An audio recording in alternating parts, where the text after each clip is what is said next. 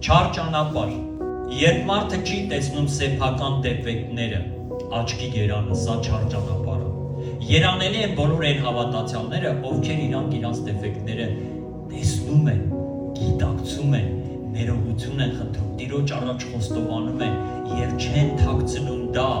բացահայտում են դա, լույսի մեջ են բերում դա, որպեսզի ազատագրումը գա, երանելի են, բայց տեսեք, չար ճանապարհի մեջ քայլող մարդիկ, չար ճանապարհով քայլող հավատացյալները իրանց սեփական դեֆեկտները չեն տեսնում եւ անընդհատ կենտրոնացած են ուրիշների աչքի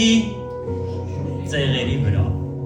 Իսկ Տերն ասա, քո գերանը հանիր, որ հետո կարողանաս ուրիշի ծեղը հանես։ Իսկական հավատացյալը, Աստծո երկյուղ ունեցող հավատացյալը բացարձակ չի իրան հետաքրքրում, ով ինչ տեսակ ծեղ ունի։ Իրան մենակ մի բան է հետաքրքրում։ Ես իմ գերանը պետք է հանեմ։ Ես պիտի ազատագրվեմ, ես Աստծո վախը պիտի ճանաչեմ, որովհետև երբ որ ես ճանաչում եմ Աստծո վախը, արդեն ես ձեր ծեղերին սիրելներ սրտացավությամբ եմ մոտենում։